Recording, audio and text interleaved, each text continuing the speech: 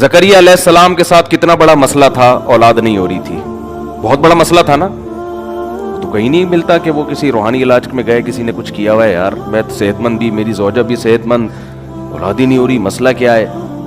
نہیں نہیں نہیں، دعائیں مانگتے رہے.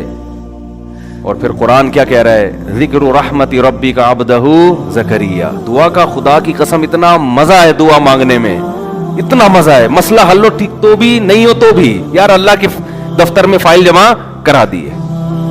ان لوگوں نے دعاؤں سے ہٹا دیا ہے، لوگوں کو اللہ پہ اعتماد توکل سے ہٹا دیا ہے. زکریا علیہ السلام ساری زندگی مایوس نہیں ہو رہے، بڑھاپے میں اللہ سے دعا مانگ رہے ہیں. قرآن کیا کہہ رہا ہے؟ ذکر رحمت ربک عبدہ زکریا. تیرے رب کی وہ رحمت کا ہم تذکرہ کرتے ہیں جو اس کے بندے زکریا پر ہوئی. اذ نادى ربہ نداء خفیا.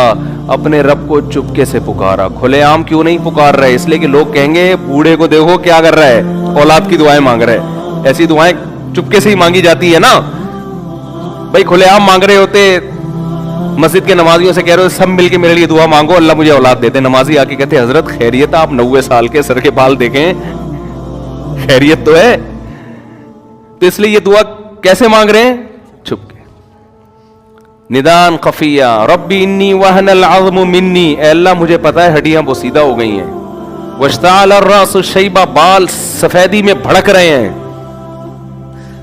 وَلَمْ أَكُنْ بِدُعَائِكَ رَبِّ شَقِيًّا. اے اللہ تیری رحمت سے نا امید نہیں ہوں. یرثنی ویرث من آل یعقوب. ایسی اولاد دے دے جو میری اور آل یعقوب کی وارث بنے، ایسی اولاد چاہیے. وَجَعَلْهُ رَبِّ رَضِيًّا. نیک بنا اس کو، پرہیزگار بنا. اور جب اللہ خوشخبری دے رہا ہے تو حیران ہو رہے ہیں کہ میرے کیسے اولاد ہوگی ہے بھائی. اللہ نے کہا یا زکریا انا نبشرک بغلام. اے زکریا ہم تجھے ایک لڑکے کی خوشخبری دیتے ہیں. اسمہ یحییٰ. اس کا نام کیا ہوگا؟ یحییٰ. تو فوراً اللہ سے کہہ رہے ہیں انا یکون لی ولد. میرے اولاد کہاں سے ہو جائے گی؟ میں تو بوڑھا اور میری بیوی بانجھ. تو اللہ نے فرمایا کہ قد خلقتک من قبل. اے زکریا تو کچھ بھی نہیں تھا، ایک پانی تھا، اس پانی سے میں نے تجھے بنا دیا. تو کیا میں تیری بانجھ بیوی سے تجھے اولاد نہیں دے سکتا؟ پھر حضرت مریم علیہ السلام کے ساتھ کتنے مسائل آئے، کتنا بڑا مسئلہ حضرت مریم کے ساتھ. بغیر شادی کے حمل ٹھہر گیا.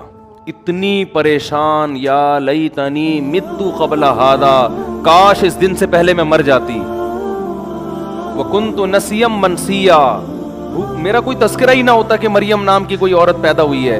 کیونکہ ایک پاک دامن شریف عورت کو حمل ٹھہر جائے بغیر شوہر کے، وہ قوم کو کیا منہ دکھائے گی، قوم کو کیسے سمجھائے گی؟